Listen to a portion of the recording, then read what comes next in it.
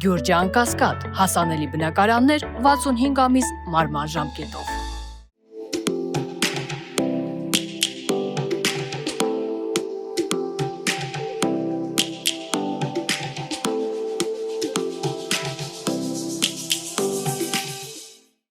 Բարև ձեզ, Փաստինֆոյի եթերում հարցազրույցն է, տաղավարում ես այսօր զրուցելու եմ Քոչարի ազգային վերածնունդ եւ ազգի զարթոնք կուսակցության նախագահ Արտակ Սարգսյանի հետ։ Պարոն Սարգսյան, բարև ձեզ։ Հարգանքներ ձեզ։ Շնորհակալ եմ, որ այստեղ եք, պարոն Սարգսյան,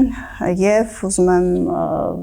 նախ ձեր Քենիայում գործունեության մասին խոսալ։ Դուք Քենիայում եղել եք ներքին գործերի նախարար, մինչ այդ, եթե չեմ սխալվում, մինչ այդ զենքի վաճառքով եք զբաղվել, եթե ճիշտ գիտեմ, եւ այսպես շատ ակտիվ քաղաքական գործունեություն եք իրականացրել, ինչն էր ձեզ տարել Քենիա, կարծում եմ մարդկանց կհետաքրքրի։ Նախ շնորհակալ եմ հրավերի համար, ներքին գործերի նախարար չեմ եղել, այնտեղ ներքին գործերի նախարարություն չկա, կա security minister, որի տակ մտնում է անվտանգությունը եւ ներքին գործերը։ Ես եղել եմ փոխոստիկանապետ, այդ հաստիքը թեկուզ եւ կոչում էր փոխոստիկանապետ, բայց պատկանում էի ոչ թե ոստիկանապետին կամ նախարարին, ուղիղ պատկանում էի նախագահին։ Ինչն է տարել Աֆրիկա, ասեմ, որ 92-ին, երբ Հայաստանից դուրս ենք եկել, սկզբից գնացել ենք Արաբական Միացյալ Էմիրություններ, հատկապես Դուբայ, զբաղվում էինք բեռնափոխադրումներով, այդ ժամանակ են չելնոկների ժամանակներ, մենք հանդիսանում էինք ամենախոշոր տուրիստ եւ չելնոկ ընդունողները ամբողջ Ռուսաստանից եւ ՍՍՀ-ի այլ երկրներից, քանի որ ունեինք վարձած հյուրանոցներ եւ ինքնաթիռներ, որը որ այդ ժամանակ բեռնատար ինքնաթիռներ նկատի ունեմ, որը որ այդ ժամանակ անհրաժեշտ էր, եթե քո հետ աշխատում էին, դու պետք է բեռնատար ինքնաթիռներ ունենայիր, չգիտեմ, դուք կհիշեք, հիմնականում 254-ի մի սալոնը ժողովուրդներ նստում, մյուսը ապրանքներ դրվում, բայց ապրանքը այնքան շատ էր, որ պետք էր մի հատ էլ Il-76 թռներ, որ ապրանքը հասցներ, մենք ունեինք մի քանի Il-76 եւ խոշոր բեռների համար նույնիսկ Ռուսլան վարձել ենք եւ գնել ենք Ռուսաստանի Voronezh Polyot ավիակոմպանիայից, հետագայում 254 էլ առանք, մի խոսքով զբաղվում էինք եւ հետո սկսվեց Աֆրիկայի բեռնափոխադրությունը, Դուբայը մի քիչ երկիրը բացում է փուլային, հա, չկա որ բոլորի համար, սկզբից այդ post-սովետական երկրների համար, հետո աֆրիկացիքի համար, հետո ասիացիքի համար, նրանց քաղաքականությունը այդպես էր։ Սկսեցինք աշխատել Աֆրիկայի հետ, զենքի առևտրով զբաղվել ենք լեգալ, ունեցել ենք լիցենզիաներ եւ մինչեւ այլ ունենք։ Շարունակում ենք զբաղվել այդ գործունեությամբ։ Մի քանի զենքի լիցենզիա ունենք, բրոկերեջ, արտադրություն եւ տյունինգ, առևտուր եւ այո, շարունակում ենք զբաղվել զենքի առևտրով։ Նաեւ քաղաքականությամբ եք զբաղվել, եթե ճիշտ գիտեմ, Քենիայում, հիմա որոշել եք Հայաստանում զբաղվել քաղաքականությամբ, ընդհանրություններ, տարբերություններ տեսնում եք։ Ես բազումս նշել եմ, որ այն երկրները, որտեղ հենց կուսակցական համակարգներն են, համարյա թե նույն համակարգն է գործում, ասենք մի փոքր տարբերությամբ, հա, հիմա դուք կարող եք գնալ McDonald's Թայլանդում, այնտեղ բրինձով բրյանի տան, գաք արաբական երկրներում միայն բուրգեր տան, այդ տարբերությամբ թե չէ ամեն ինչը համարյա նույնն է, այո, զբաղվել եմ, սկզբից եղել է ընտանիքի հարց, քանի որ Մոյ Կիբակի լուսահոգի նախկին նախագահի աղջկա հետ էի հանդիպում եւ բռնապետ Արաբ Մոյը, որ 27 տարի Քենիան ղեկավարում էր, միակ քաղաքական գործիչն էր, միակ բիզնեսմենն էր, որը որ ապացուցված Ռուանդայի կոտորածի հրահրողն էր, այսինքն այդ միջազգային քրեական դատարանի կողմից ապացուցված էր, որ նա Ռուանդայի կոտորածի եւ հրահրողներ եւ սատարողներ, մի խոսքով մի այդպիսի հրեշի հետ գործ ունեինք եւ պաշտպանում էինք ընտանիքի անդամներին, հետո արդեն տեսանք, որ միայն պաշտպանվելով բան դուրս չի գա, պետք է ակտիվ մասնակցել պայքարին եւ ընտանեկական հարցը դարձավ արդեն քաղաքական հարց։ Իսկ ինչը բերեց ձեզ Հայաստան։ Տեսանք, որ երկիրը վտանգված է։ Իրոք տեսանք, որ երկիրը վտանգված է։ Եթե չեմ սխալվում, ասացիք մինչև մեր տաղավար մտնեն, ասացիք, որ 20 թվականի պատերազմից օրեր առաջ եք վերադարձել Հայաստան։ Ինչ տեղեկություններ ունեիք, որտեղ զգուշացրել ենք, որ լինելու է պատերազմ եւ ում եք զգուշացրել։ Կառավարության ուղերձներ ենք ուղարկել, որ լինելու է պատերազմ եւ լայնածավալ, ոչ թե ինչ-որ քարորյա պատերազմ կամ սահմանային բախումներ, ոչ լինելու է լայնածավալ պատերազմ, իհարկե անտեսվել է։ Նաև առաջարկներ եք ներկայացրել, ասացիք, պիտի խնդրեմ մի փոքր մանրամասնել, եթե հնարավոր է, ինչ առաջարկներ էին, ինչ հիմնավորմամբ են մերժվել։ Տեսեք, հիմնականում երկու առաջարկ ա եղել, ես անձամբ դիմել եմ ԱԾ, քանի որ տիրապետում եմ համարյա թե բոլոր արաբերեն դիալեկտներին բացի Ալժիր, Թունիս, Մորոկո, այնտեղ արաբերեն հիմնական չի, ֆրանսերեն է խոսում, բայց արաբերենի նման չի, բոլոր մյուս արաբական դիալեկտներին խոսում եմ, տիրապետում եմ եւ վարժ տիրապետում եմ ուրդուն, հասկանալով, որ եւ մասամբ էլ պաշտու, հասկանալով, որ վարձկանները հիմնականում այդ ռեգիոններից էր, ԱԾ-ին առաջարկել եմ իմ ծառայությունը, հայերեն բառը չգիտեմ, ռուսեն ռադիոպերեխվատի վրա լինել, լսել, թարգմանել, կեղծ կոորդինատներ տալ, ուղղորդել, ասել են ձեր ծառայությունը պետք չի։ Հետո օրը 100 զոհ էինք տալիս, առաջարկել ենք բերել պրոֆեսիոնալ զինվորականներ կամ վարձու բանակ, կապը կտրվել է եւ օրենք են հանել, որ քրեորեն պատժելի է վարձու բանակները։ Այսինքն որևէ հիմնավորում ձեր առաջին առաջարկին չի եղել, թե ինչու պետք չեն ձեր ծառայությունները։ Ասացիք պետք չեն ուղղակի ոչ մի բան։ Դուք ինչ բացատրություն ունեք դրան, ինչու այդպես ձեզ մերժեցին, եթե իրապես էլ կարծես թե կարևոր։ Լավ կոմունիստական հին կինո կա Իվան Վասիլևիչը փոխում է մասնագիտություն, այնտեղ մի մաս կա, որ ասում է царь не настоящий, հա։ Մենք հասկացանք, որ լրիվ ուրիշ կողմով է գնալու այս պատերազմը, հանձնողական պատերազմը շարունակվելու։ Հետագայում փորձել եք ինչ-որ կերպ, չգիտեմ, միգուցե Արցախում եք եղել, այսինքն ինչ-որ կերպ մնացել եք այդ ընթացքի մեջ եք եղել միգուցե պատերազմը։ Ես անձամբ չեմ եղել Արցախում, եղբայրս եղել է մի քանի անգամ, կրծեր եղբայրս այդ ժամանակ գտնվում էր ՊՆ-ում, աշխատում էր, մենք իրան վաղուց ուղարկել ենք այստեղ, երկու հատուկ ջոկատի ստեղծողը ՊՆ-ի փոքր եղբայրս եղել է ակտիվ գործողությունների մեջ,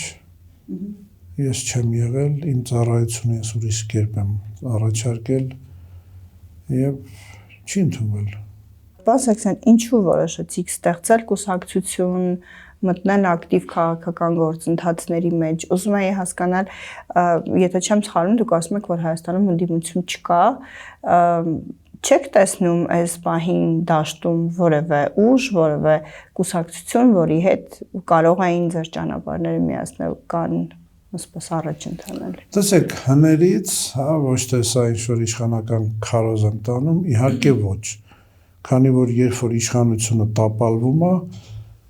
պարլամենտական ընդդիմությունները կրում են նույն պատասխանատվությունը, հա, եթե նրանց թվում է, որ իշխանությունը պետք է դատվի եւ նրանք պետք է ոչ, նրանք հավասար պատասխան իշխանությունը դա է կոչվում, ոչ թե առանձնանում է, ասենք ՔՊ եւ ընդդիմությունը, այդպես բան չկա։ Մենք ընդդիմություն չենք տեսնում, մենք փորձել ենք միանալ ժողովրդական շարժումներին, բոլոր ժողովրդական շարժումների պահանջը արդար է եղել, բայց ղեկավարները ոչ արդար եւ մեզ երրորդ թե չորրորդ օրը իհարկե հենց այդ ձեր ասած ընդդիմությունները դեմ են տվել, հիմա ինչ են դեմ տվել։ Դե ձայնագրություններն էլ են բերել, այդ որ բանակցում էին մեր հետ, հա, քնչականի ղեկավար կար այն ժամանակ Ազատը, Ձայնագրություններ էին դնում, թե սրբազան շարժման ղեկավարները ոնց են իրանց զանգում եւ ասում պետք է այս եղբայրներին հավաքել։ Մի խոսքով տարբեր, հիմա դուք կարաք ասեք, թե դա սարքած էր արհեստական բանականությամբ։ Ես նրան ասացի չեմ էլ լսում, այդ ձայնագրությունները Սրբազանին եք ասել։ Չէ, այդ քնչականի ղեկավարը ազատ կար, հիմա ոնց որ զինվորական է տեղափոխվել։ Ասացի դա ինչ որ դու անում ես նախ հակաօրինական թշնամանք ես քարոզում, ասենք, այդպես բան չի կարելի, օրենքի մարդը չի կարա թշնամանք քարոզի եւ մեկը մյուսին ցույց տա ով ինչա խոսացել, ինչա ասել։ Մենք էլ ենք ստրուկտուրաներ ղեկավարել եւ թշնամանքը իրոք արգելվում է, էլի դու չես կարող մի մարդու ինչ էլ քո նպատակները լինի, քաղաքական չեզոքություն, թե կողմ փոխել, միևնույնն է դու չպետք է հիմնվես թշնամանքի վրա, հասկանում եք։ Իսկ նրանց ձայնագրությունները, որ նրանք ասենք դնում էին իմ դիմաց, բոլորը պարզ թշնամանք քարոզել եւ իրենց ագենտներ ասեմ, թե ինչ ասեմ, բացահայտել, հա, այսինքն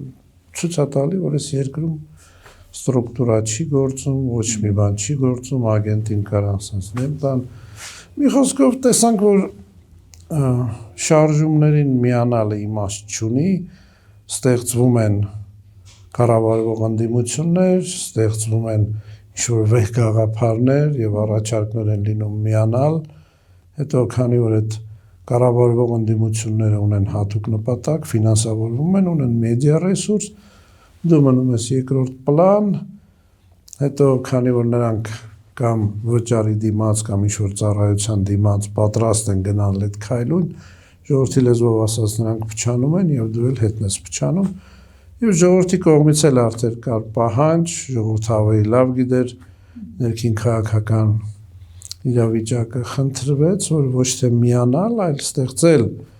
ինչ-որ քաղաքական ուժ եւ ինքնուրույն մասնակցել քաղաքական process-ներին, այլ ոչ թե ինչ-որ մեկին միանալով։ Այսինքն մարդիկ են ձեզ առաջարկել եւ մարդկանց պահանջն հանրային պահանջ է եղել։ Հիմա դուք կարծում եք թե խնդրանք, ես կասեի խնդրանք այդ ժամանակ, հա։ Այ հիմա արդեն պահանջ է մեր վրա դրվում ամեն օր, այն ժամանակ ես կասեի, որ խնդրանք էր։ Եվ մի բան ասցիք, ասիկ ընդդիմությունը վճարվում է ինչ-որ տեղից։ Ես կասեի կառավարվող ընդդիմություն, ես ասացի կամ վճարովի կամ ոչ վճարովի։ Բոլորի մասին է խոսքը։ Ես ընդդիմություն չեմ տեսնում, հա։ Այստեղ չեք, բայց ես չեմ տեսնում ընդդիմություն։ Գոնե 20 թվականի պատերազմից հետո այստեղ են եղել եւ բարբերաբար փորձել են պայքարել իշխանության դեմ, նույն լծակներ իհարկե չունեն, ազգային ժողովում փոքրամասնություն են եւ իրենց ձայնը որոշիչ չէ։ Տեսեք, եկեք այդ փոքրամասնություններից մի անգամ եւս ասենք։ Ուրեմն քրիստոնյաները սկզբից 12 հոգի են, հետո 70։ Մեր դեմ էր Պոնտի Պիլատը, Հերալդը, ամբողջ հռոմեական կայսրությունը։ Ուր են այսօր այդ Պոնտի Պիլատը, Հերալդը, ուր են քրիստոնյաները։ Եվ մի վատ օրինակ էլ բոլշևիկները իրենց այդ ԿՊՍՍ-ի հավաքի ժամանակ փոքրամասնություն էին եւ 70 տարի ինչ երկրի արեցին, մենք տեսնում ենք այնպես որ փոքրամասնությունների դերը չի կարելի անտեսել, մենք երբ որ Սուդանին օգնում էինք 3 եղբայր ենք եւ ստացվեց այն ինչ որ ստացվեց։ Փոքրամասնություններին ես համաձայն չեմ որ կարող եք 1 հոգի լինել, Նիկոլ Փաշինյանը երբ որ անցավ պարլամենտ քանի հոգով էին։ 7 Քանի հոգով էին։ Քիչ էին, բայց շարժում սկսվեց եւ այսպես հանրային կերպով սկսեցին Դե եթե ես հենց դա եմ ասում, եթե ընդդիմությունը այնտեղ նստած է, միայն ոչ մի քայլ չի անում, միայն ասենք աթոռի համար կամ պարգևավճարի եւ հետո էլ թոշակի համար, ես այդտեղ ընդդիմություն չեմ տեսնում։ Պարոն Սարգսյան, դուք հիմա ինչի եք հավակնում, այսինքն ունեք միգուցե հարցումներ, ձեր վարկանիշը պատկերացնում եք։ Վարկանիշ ասելով։ Նկատի ունեմ ազգային ժողով օրինակ անցնելու համար անհրաժեշտ է 4%-ի շեմը հաղթահարել։ ձեր գնահատմամբ դուք ունեք այն։ Դա նախ շնորհակալ գործ է հիմա ասել, ես կասեմ Նիկոլ Փաշինյանից ավելի շատ, երբ որ ինքը անցել էր այդ ազգային ժողով։ Այսինքն Նիկոլ Փաշինյանից ավելի շատ ձայներ ունեք, քան ինքը երբ դեռ ելք կուսակցություն։ Իսկ տոկոսները ասել Այսինքն վստահ եք, որ անցնելու եք խորհրդարան։ Անպայման։ Եվ բավական հետաքրքիր այսպես առաջարկներ ունեք։ Ինձ հատկապես հետաքրքրել էր ձեր անվտանգային ծրագիրը, դուք առաջարկում եք բանակների միջոցով, վարձու բանակների միջոցով ազատագրել Արցախը եւ Նախիջևանը։ Պարոն Սարգսյան, Նիկոլ Փաշինյանը հայտարարում է, որ խաղաղություն է հաստատվել եւ այստեղ գլխավոր հարցը լեգիտիմությունն է, ասում է, մեր լեգիտիմ սահմանը այն է, ինչ մենք ունենք։ Եվ Ալմահաթայի հռչակագրով սահմանազատում կանենք, սահմանագծում կանենք, լեգիտիմ կլինենք եւ մեր նկատմամբ այլևս ագրեսիա չի լինի։ Հիմա այնինչ դուք եք առաջարկում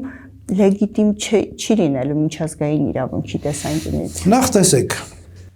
Ալմատայի հռչակագրից գանք, որ ազգը մոլորության մեջ չընկնի։ Դա քաղաքական պայմանավորվածություն էր, որ պոստ-սովետական երկրներում չստեղծվեր քաոս։ Այսինքն այնտեղ ոչ սահմանները կան, ոչ սահմանազատում մասին խոսք կա, ոչ մի բան, դա ուղղակի քաղաքական պայմանավորվածություն էր։ Իսկ հիմա ինչ վերաբերում է լեգիտիմության, այսինքն 9 ամիս Արցախը պահել բլոկադայի մեջ լեգիտիմ է միջազգային իրավունքի, միջազգային դատարանի որոշումները չկատարելը լեգիտիմ է, 120,000-ից ավել արցախցին կյանքի համար փախնում է լեգիտիմ է, այդ բոլորը լեգիտիմ է։ Չէ, իհարկե լեգիտիմ չի։ Այսինքն որ միջազգային իրավունքից եք խոսում։ Միջազգային իրավունքի համար Սուդանը ստատիստիկա էր։ Ամեն օր գրում էին, թե ինչքան մարդ է մեռել։ Հետո երբ որ այդ միջազգային իրավունքի մարդիկ հավաքվում էին, ամեն ինչից խոսում էր բացի Սուդանից։ Ընկերուհիներից, տղա ընկերներից, ընկերուհիների այդ լիպստի պամադաներից, ամեն ինչից խոսում էր, դուրս էին գալիս ժողովրդին համոզում էին, թե Սուդանի հարց ենք։ Եվ ինձ Կիբակին մի բան ասեց շահ գտի, որ խոսանք Սուդանից, շահ գտանք, նավթը եւ ոսկին։ Մի անգամից եկան կապույտ կասկաները, մի անգամից բաժանվեց, պետք է ասեք մակով հաստատված երկիր էր, չէ՞ Սուդանը, բաժանվեց։ Շահ կար։ Մեր շահերը չեն ներկայացնում։ Մեր շահերի մասին ոչ ոք չի խոսում։ Հիմա այդ նույն կերպ Ադրբեջանի նավթի եւ գազի շահն է, որ Բայց ով ասում որ դա Ադրբեջանինն է։ Մենք արդեն մի տարի է հավաքում ենք տեղեկություններ եւ մեր էջերում արդեն տեղադրել ենք մեր հայ կինը, որը որ օրինական ժառանգորդն է միջև Քուր գետը եւ դա պատկանում է այդ հայ կնոջը իր պապերով, այնտեղ կար Մանթաշով են մյուս կողմից ընտայսկն, հետո ասում որ Ադրբեջանինն է, որ մի հատ էլ հող տանք։ Ինչ-որ արեստացին երկրին հող ենք տալիս ու այսօր էլ ասենք այդ խելագարը ինչ ասել է պատմության մեջ Հայաստանում հայերը մեծամասնություն չեն կազմել մեր հողի վրա։ Ով է այդպես բան ասել, որ այդ որ թվերն եք գնացել։ Հա, չենք կազմել, ինչի համար չենք կազմել։ Կոտորել են, տեղահանել են։ Եղել է այդ ժամանակներ է եղել, մեզ տեղահանել են, մեզ կոտորել են։ Իհարկե, եթե մեզ տեղահանեն, մենք այդ ռեգիոնում փոքրամասնություն կլինենք։ Տեսեք, ով մի քիչ գիտելիք ունի ռազմական, նա հասկանում է, որ պատերազմը վատ է եւ հասկանում է, որ ամբողջ բեռը այդ ժամանակ ընկնում է իր վրա, բայց դրանից չի կարելի խուսափել եւ մենք ասում ենք ուղղակի, որ հայ զինվորը էլ չպետք է մեռնի։ Մենք մարդկային ռեսուրս չունենք։ Մենք 3 սերունդ ֆիզիկապես չենք վերարտադրվելու։ 44 օրյա պատերազմի պատճառով մենք համարյա 3 սերունդ չենք վերարտադրվելու։ Ծնելիությունը 40,000։ Ստուգել ենք, գնացել ենք մինչև 20 թվական, հա, 22 թվական Ադրբեջան, Հայաստան, բնակչության թիվը։ Այն ժամանակ իրանցից շատ ենք եղել։ Ինչ եղավ մեր հետ, որ իրանք դուք կարծում եք հիմա Հայաստանը, որտեղ միայն մարդկային ռեսուրս չի, նաև ֆինանսական ռեսուրսներ են հարկավոր եւ այլն, Հայաստանը հիմա պատրաստ է նման պատերազմի, նման հավակնություններ ներկայացնելու, տարածքային հավակնություններ։ Դու չես կարող տարածքային հավակնություն, ուրեմն այսինքն գնալու ենք զիջողականությամբ, իսկ ինչի չունենք որ դրամներով ասում որ չունենք դրամ, հարուստ երկիր չի, բայց թե հարուստ չենք, այս փոքր պետությունում որտեղից այսքան միլիարդատեր էր։ Կենիան ունենալով նավատորմ, օդային ուժեր, ոստիկանություն եւ այլն 200 հատ գեներալ ունի, 200 հատ է չունի։ Մեր երկրում 60 միլիոն բնակչություն, հələ 60-ից շատ են, չենք հաշվում են վայրի ցեղերը, որ չեն գրանցվում։ Այսինքն մեր երկրում 200-ից ավելի գեներալ, ամեն մի գեներալը մի օլիգարխ։ Այդ ո՞նց եղավ, որ մենք էլ աղքատ երկիր դարանք։ Ուրիշ բան է, որ այդ 30 տարվա մեջ կենտրոնացել է մարդկանց ձեռքերում եւ նրանք էլ Տրամպի ասած դիլերի մարդիկ են, բոլորի հետ դիլ կանեն։ Եղել է այտենց մեր ազգի մոտ, ամենասիրած գործն էլ միշտ գաղթն է եղել մեր ազգի, այդ ենք եղել։ Հիմա պետքա փոխվի։ Բայց հիմա Նիկոլ Փաշինյանը խաղաղություն է քարոզում եւ ասում է խաղաղությունը եկել է եւ կարծես թե աջակցություն կա։ Տեսեք, խաղաղությունը զիջողականությամբ դա իհարկե խաղաղություն չի։ Նիկոլ Փաշինյանը մանիպուլյատոր է եւ այս ձեր կոչված ընդդիմությունն էլ այլընտրանք չկարողացավ գտնել կամ չուզեցավ եւ նա արդեն քանի տարի է ասում է, որ ես խաղաղություն եմ բերել, բայց չկա այդպես բան։ Ադրբեջանի կարգախոսները համարյա թե չի փոխվել, հավակնությունները չի փոխվել, հիմա էլ քարոզում է թե եթե ես չգամ սեպտեմբեր թե նոյեմբեր, հա, երբ ասում պատերազմ պետք է լինի։ Այո, սեպտեմբերին ասում են մենք ասում ենք եթե եկավ ուրեմն հունիսի վերջա պատերազմ, հուլիսին է պատերազմ։ Նույն տրամաբանությամբ ենք մենք ասում, այսինքն կարգախոսը չի փոխվելու։ Եկավ, ասել է ժողովուրդ չտանք պատերազմն, արդեն մանիպուլյացիաները սկսել է։ Քարոզարշավի ժամանակ իբր պատահական մարդիկ են մոտիկանում, իբր հարցնում են, որ հողերը պետքա տաս, դա Օվերտոնի կլասիկ պատոհաններն է, քանի որ ժողովրդի հիշողությունը կարճ է, մոռացել են, որ ասել է նա, մի հատ էլ քարոզարշավի ժամանակ է ասում, իբր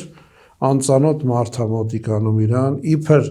այնտեղ զենքերով մարդիկ են կանգնած, իբր պատերազմներ, երկրի ներսում ինչ-որ կոնֆլիկտներ, հա, այդ լրիվ ասենք մանիպուլյացիաներ, հա, որ այն մյուս կողմն էլ ոչ դեմա, ոչ էլ մեկը մեկին պաստալով ստեղծել են ժողովրդին ուզում են տանեն այդ այլընտրանքով, որ այլընտրանք չկա,